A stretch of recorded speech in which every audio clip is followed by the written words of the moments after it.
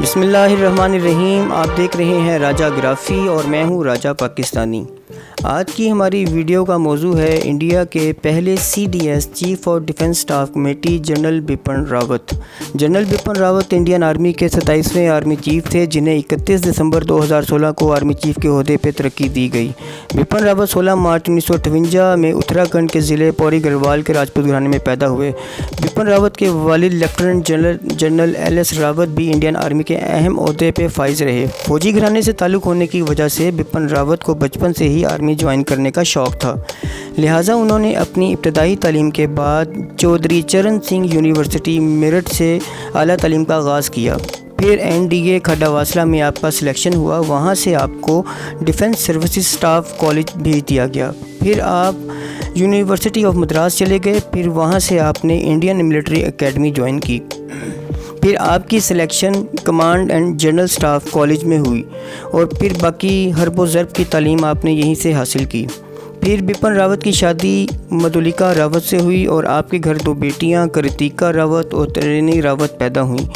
بپن راوت کے مشہور ہونے کی ایک وجہ یہ بھی تھی کہ آپ انڈیا کے پہلے CDS chief of defence staff officer تھے۔ سیاسی وابستگی کی وجہ سے آپ کو CDS کا عہدہ دیا گیا، بلکہ یہ کہنا بھی غلط نہیں ہوگا کہ CDS کا عہدہ آپ ہی کے لیے تخلیق کیا گیا۔ نریندر مودی کے قریب ہونے کی وجہ سے بپن راوت ہمیشہ اپنے اختیارات کا غلط فائدہ اٹھاتے رہے، اسی وجہ سے تینوں انڈین افواج کے سربراہان سے آپ کے تعلق کشیدہ رہے۔ Bipin Rawat service number IC-35471-M نے پہلے اپنی خدمات southern command 3rd corps 19 infantry division میں سر انجام دیں۔ پھر آپ کو مونوسکو نارتھ کیوو بریگیڈ کی کمانڈ دے دی گئی۔ پھر کچھ عرصے کے بعد آپ کو راشٹریہ رائفل سیکٹر 5 کا کمانڈر بنا دیا گیا۔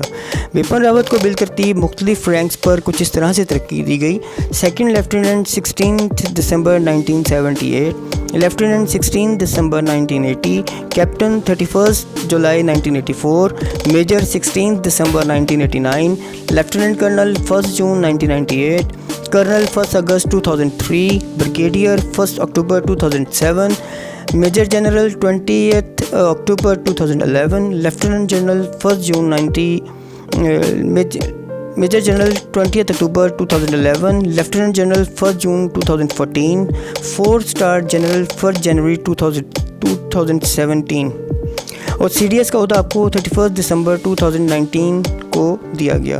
بپن راوت کے ہیلی کاپٹر کو گزشتہ بدھ 8 دسمبر شام 6:30 پر تامل ناڈو ڈیفنس کالج جاتے ہوئے حادثہ پیش آیا، جس میں ان کی اہلیہ سمیت 11 آفیسرز جہاں بحق ہو گئے۔ یاد رہے ان کے زیر استعمال ہیلی کاپٹر دنیا کا بہترین ہیلی کاپٹر تھا، جو کہ رشیا کی ایک بہت اہم کمپنی بناتی ہے اور آلموسٹ 110 سے زیادہ ممالک کو اپنا یہ پروڈکٹ بیچتی ہے، اور 75 سے زائد ممالک ایسے ہیں جو اپنے صدور، وزیر اعظم، آرمی چیف اور دوسرے اہم عہدیداران کو اس سیفسٹ مشین میں سفر کرنے کے لیے یہ مشین مہیا کرتی ہے۔ یہ دنیا کی بہترین مشینوں میں شمار کی جاتی ہے۔ Mi-17V5 ہیلی کاپٹر کسی تعارف کا محتاج نہیں۔ یہ حادثہ ظاہری طور پر تو ایک حادثہ ہی نظر آتا ہے، لیکن حادثے کے مورخات بتاتے ہیں کہ یہ ایک حادثہ ہی نہیں بلکہ ایک پری پلان قتل ہے۔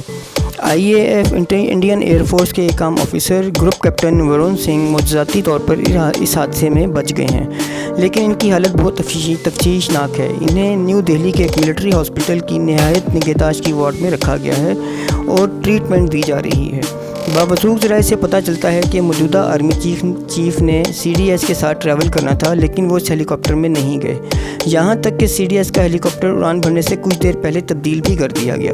عینی شاہدین کے مطابق پہلے ہیلی کاپٹر میں دھماکہ سنا گیا اور پھر اس میں آگ بھڑک اٹھی، یہاں تک کہ زمین پر موجود لوگوں نے بچاؤ بچاؤ کی چیخو پکار بھی سنی، کیونکہ ہیلی کاپٹر نہایت نچلی اڑان بھر رہا تھا۔ کریش کے وقت ہیلی کاپٹر میں کچھ لوگ نیچے بھی گر رہے تھے، جن کو کیمرے کی آنکھ نے قید کر لیا۔ اس حادثے کی وجوہات جاننے کے لیے Mi-17V5 ہیلی کاپٹر بنانے والی کمپنی کے انجینئرز اور ایکسپرٹس بھارت پہنچ چکے ہیں اور حادثے کی جگہ سے ہیلی کاپٹر کا بلیک باکس بھی برآمد کر چکے ہیں۔ مودی کے قریب ہونے کی وجہ سے CDS نے کچھ ایسے بیان دیے تھے کہ جس کی وجہ سے IAF کے چیف کی ان کے ساتھ ٹھنج گئی تھی۔ خیر، بپن راوت تینوں افواج کے سربراہان کی آنکھوں میں کھٹکتے تھے، کیونکہ بپن راوت کا عہدہ تینوں فوجوں کو کنٹرول کرتا تھا، یعنی کسی بھی چیف کو ان کے اختیارات استعمال کرنے کی اجازت نہیں تھی۔ बल्कि किसी भी इवेंट के लिए उन्हें बिपिन रावत से इजाज़त तलब करनी ज़रूरी थी। असल में मोदी ने CDS का रैंक सिर्फ फ़ौज पर अपना कंट्रोल रखने के लिए तख्लीक किया था। बिपिन रावत शुरू से ही चाइना और पाकिस्तान के बहुत ख़िलाफ़ थे और मुख्तलिफ ममालिक के साथ मिलकर इनके ख़िलाफ़ प्रोपेगेंडा करते रहते थे। बिपिन रावत को मास्टर ऑफ सर्जिकल स्ट्राइक्स भी कहा जाता था। इसी वजह से कई दफ़ा मोदी सरकार को इलेक्शन जितवाने की खातिर बिपिन रावत ने पाकिस्तान में झूठी सर्जिकल स्ट्राइक्स की और बाद में सर्जिकल स्ट्राइक्स के नाम पे शर्मिंदगी उठाना पड़ी। बिपिन रावत को कई झूठे मेडल्स भी दिए गए। जो वीडियो इस वक्त आप स्क्रीन पे देख रहे हैं उसमें आपको वाज़िया तौर पे पता चलता है कि पहले हेलीकॉप्टर में एक हल्का सा धमाका होता है और उसके बाद उसमें आग भड़क उठती है। फिर उसके बाद वो हवा में ही गोल घुमेरियाँ खाना शुरू हो जाता है और फिर अचानक से नीचे को गिरना शुरू हो जाता है और उसमें से लोग छलांगे मार के अपनी जान बचाने की कोशिश भी कर रहे होते हैं। बहरहाल जो मौरख़ात और जो वीडियोज़ और जो अहली शाहिदीन के मुताबिक जो ये हादसा है उसको सारे का सारा उस पर इन्वेस्टिगेशन की जा रही है। इंटरनेशनल टीम्स भी जाए हादसा पे मौजूद हैं और इंडिया से इनके जितने भी हैं मतलब कि जितने भी इनके अहली शाहिदीन हैं उनसे वो अपनी रिपोर्ट्स को कलेक्ट कर रहे हैं। पाकिस्तान के एटमी प्रोग्राम और हथियारों पर हमले की धमकी देने वाला चाइना और पाकिस्तान दोनों का किस्सा एक साथ ख़त्म करने की बातें करने वाला बिपिन रावत हलाक। भारतीय हेलीकॉप्टर गिरकर तबाह। दुनिया में भारतीय फ़ौज की सरबराह और इनकी जिसमें भारतीय फ़ौज की सरबराह और इनकी अहलिया जहन्नुम वासिल हो गई। भारतीय एयरफोर्स ने तस्दीक कर दी। RSS की फसाइयत सोच के हामिल जनरल बिपिन रावत की जली हुई लाश दर बदर ठोकरें खाती फिर रही है। इतलात के मुताबिक गुज़िश्ता बुध के रोज़ तमिलनाडु में हेलीकॉप्टर हादसे में आलमी दहशतगर्द बिपिन रावत अपने 13 अफसरान समेत जलकर जहन्नुम वासिल हो गए हैं, जिसके बाद जनरल बिपिन रावत की पलीत बदबूदार लाश को तमिलनाडु से लाने वाली एम्बुलेंस भी हादसे का शिकार हो गई, जिसमें एम्बुलेंस के साथ सिक्योरिटी पर मामूर 7 हिंदुत्वा पुलिस एहलकार भी जहन्नुम वासिल हो गए हैं और एम्बुलेंस में बिपिन रावत की जली हुई बदबूदार लाश के मज़ीद टुकड़े टुकड़े हो गए। बेशक अल्लाह ताला हर चीज़ पर कादिर और मुतलिक है और अल्लाह ताला जुल्म को शदीद नापसंद फरमाता है और उससे उसके जुल्म का हिसाब ज़रूर लेता है।